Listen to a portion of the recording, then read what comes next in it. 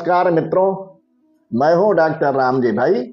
आपके लिए एक छोटी सी कहानी लेकर आया हूं। कहानी आपको अच्छी लगे तो लाइक, शेयर एवं सब्सक्राइब करें तथा घंटी अवश्य दबाएं। आइए कहानी का आनंद लेते हैं। एक बार लक्ष्मी जी और नारायण धरा पर घूमने के लिए आए।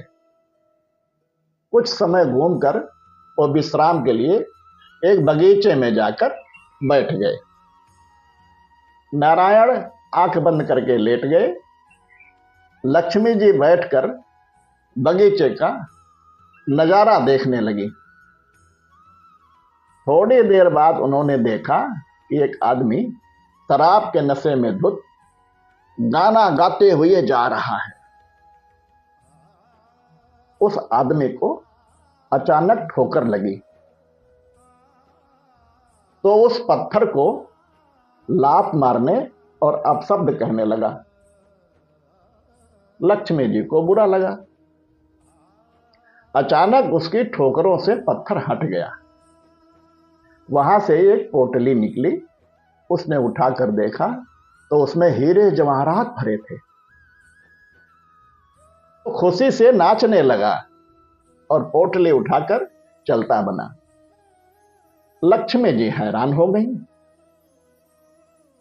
उन्होंने पाया यह इंसान बहुत झूठा, चोर और शराबी है। सारे गलत काम करता है। से भला ईश्वर ने कृपा के काबिल क्यों समझा? उन्होंने नारायण की तरफ देखा मगर वो आंख बंद किए मगन थे। लक्ष्मी जी ने एक और व्यक्ति को आते हुए देखा जो बहुत गरीब लगता था मगर उसके चेहरे पे तेज और खुशी थी। कपड़े साफ मगर पुराने थे। तभी उस व्यक्ति के पांव में एक बहुत बड़ा कांटा घुस गया। खून के फव्वारे बह निकले। उसने हिम्मत कर उस कांटे को निकाला, पांव में गमछा बांधा और प्रभु को हाथ जोड़कर धन्यवाद दिया। लंगड़ाता हुआ चल दिया। इतने अच्छे व्यक्ति की ये दशा देख लक्ष्मी जी से देखा न गया।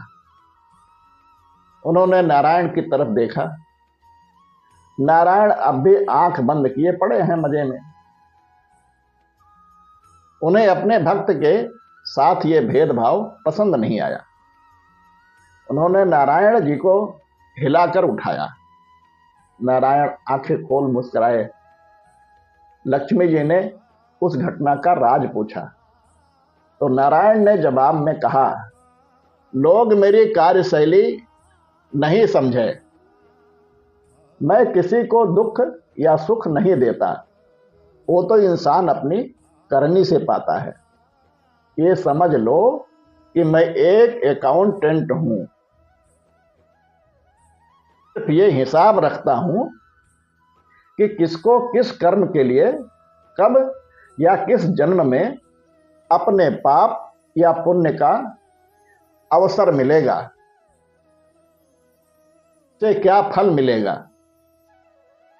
जिस अधर्मी को सोने की पोटली मिली, दरअसल आज उसे उस वक्त पूर्व जन्म के सुकर्मों के लिए पूरा राज्य भाग मिलना था, मगर उसने इस जन्म में इतने विकर्म किए कि पूरे राज्य का मिलने वाला खजाना घटकर एक पोटली सोना रह गया। और उसे भले व्यक्ति ने पूर्व जन्म में इतने पाप कर्म करके शरीर छोड़ा था कि आज उसे सूली यानी फांसी पर चढ़ाया जाना था, मगर इस जन्म के पुण्य कर्मों की वजह से सूली एक कांटे में बदल गई।